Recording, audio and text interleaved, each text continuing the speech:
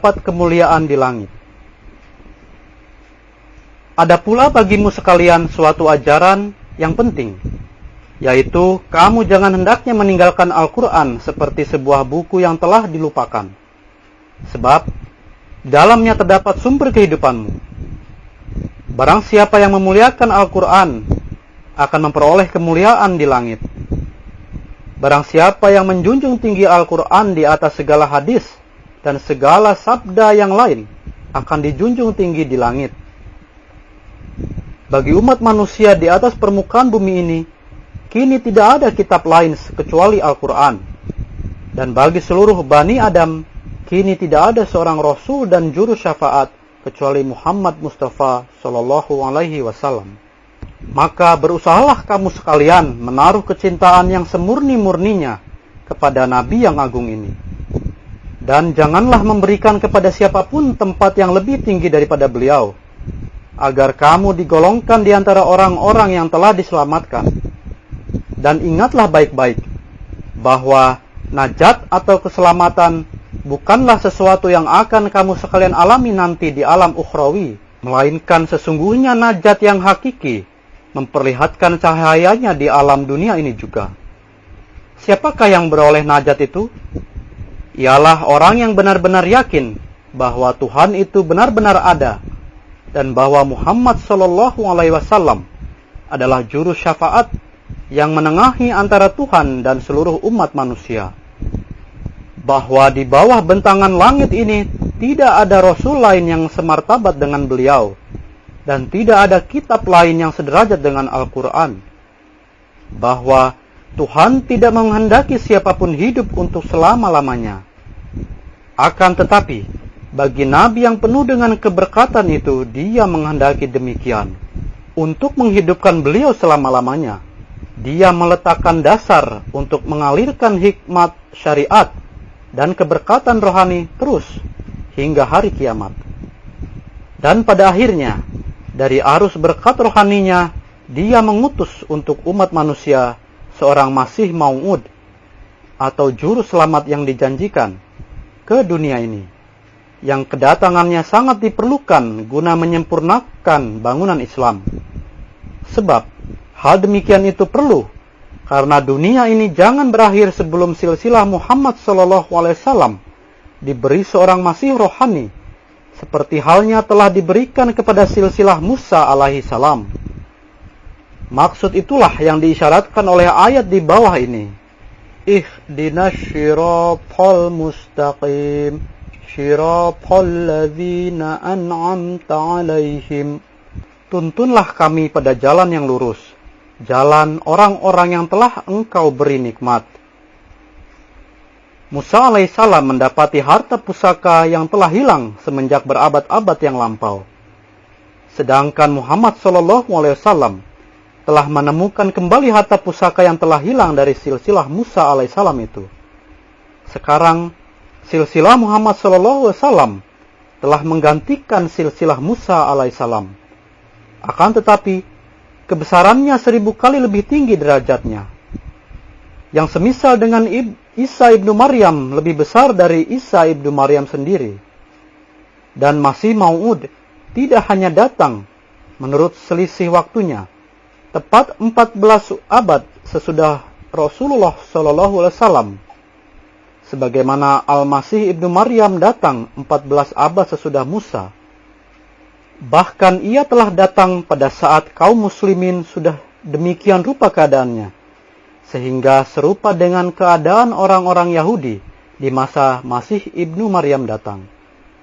Oleh karena itu, akulah Masih yang dijanjikan itu, dan tidak ada lagi yang lain.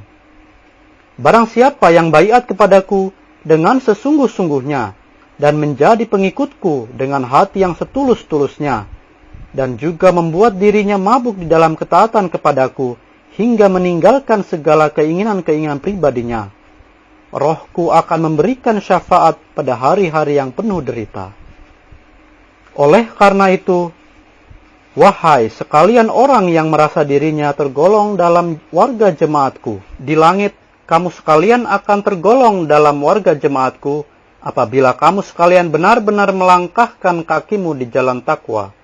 Oleh karena itu, dirikanlah sembahyang kelima waktu dengan penuh ketakwaan dan ketawajuhan atau pemusatan pikiran, seakan-akan kamu sekalian melihat wajah Allah di hadapanmu.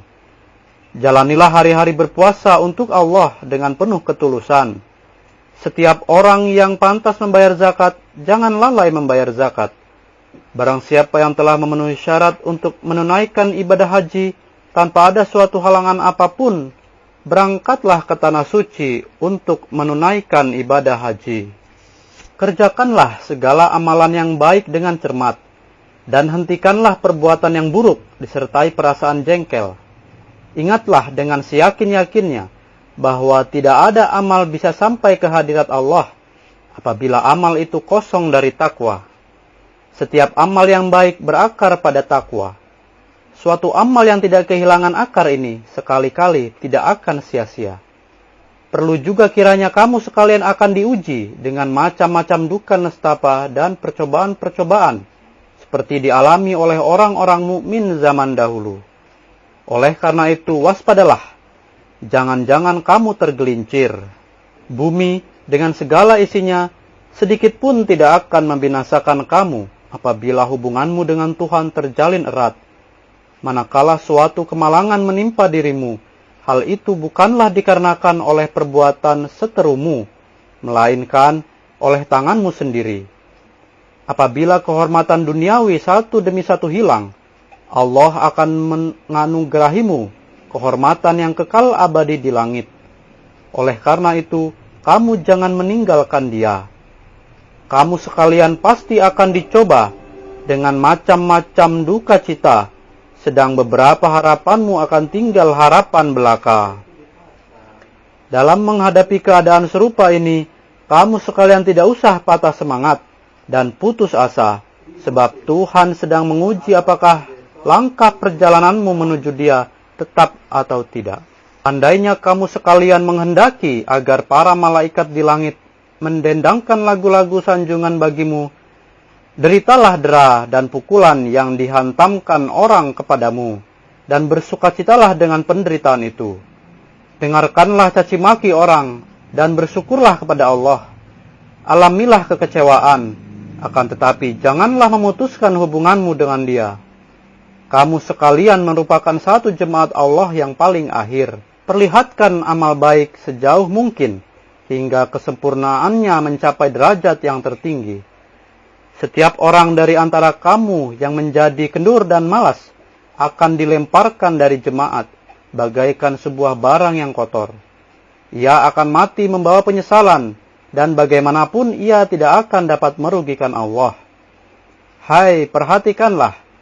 Dengan gembira sekali aku beri kabar kepadamu bahwa Tuhanmu sungguh-sungguh ada. Kendatipun segala sesuatu adalah makhluknya, namun Dia memilih mereka yang memilih Dia.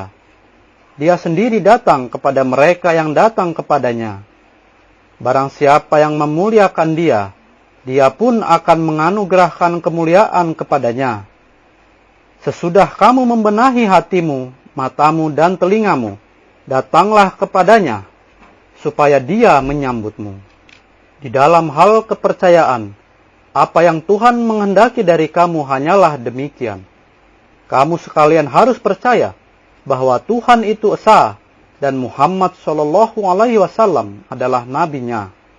Beliau adalah Khotamul Anbiya, dan beliau adalah nabi yang termulia di antara para nabi semuanya.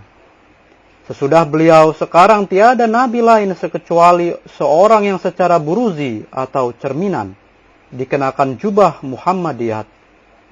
Sebab seorang hamba tak bisa berpisah dari majikannya. Tak ubahnya seperti sebuah dahan tak pisah dari akarnya.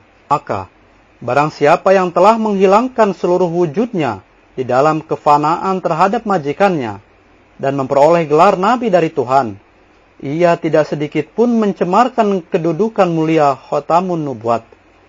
Tak ubah halnya seperti kamu melihat rupamu pada cermin. Kamu tidak menjadi dua adanya. Bahkan kamu tetap satu juga, kendatipun nampak dua. Bedanya adalah, yang satu adalah hanya bentuk zil atau bayangan, dan yang lainnya adalah bentuk asli belaka. Demikianlah Tuhan menghendaki tentang seorang Masih Maud.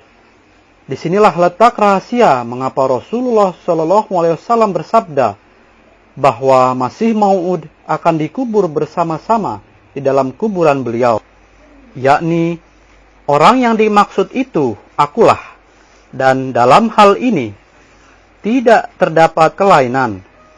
Mengertilah kamu seyakin-yakinnya bahwa Isa ibnu Maryam sudah wafat dan kuburannya terdapat di desa Kanyar, Srinagar, Kashmir. Allah Subhanahu wa Ta'ala telah berfirman di dalam kitab sucinya mengenai wafat beliau. Aku sekali-kali tidak mengingkari keluhuran Hazrat Isa alaihissalam. Sungguh pun kepadaku Tuhan mengabarkan bahwa Masih Muhammadi berkedudukan lebih tinggi dari Masih Musawi. Akan tetapi aku memberi penghormatan yang sangat tinggi terhadap Masih ibnu Maryam. Oleh sebab dari segi kerohanian, aku adalah khotamul khulafa di dalam Islam. Seperti halnya Masih ibnu Maryam adalah khotamul khulafa di dalam silsilah Israel. Di dalam syariat Musa alaihissalam, Isa ibnu Maryam adalah Masih Maud. Sedangkan di dalam syariat Muhammad SAW, akulah Masih Maud. Oleh karena itu, aku menghormati beliau sebagai rekanku. Dan barang siapa yang mengatakan bahwa aku tidak menghormati beliau, dia adalah seorang pembuat onar dan seorang pendusta besar. Siapa yang diakui sebagai anggota jemaat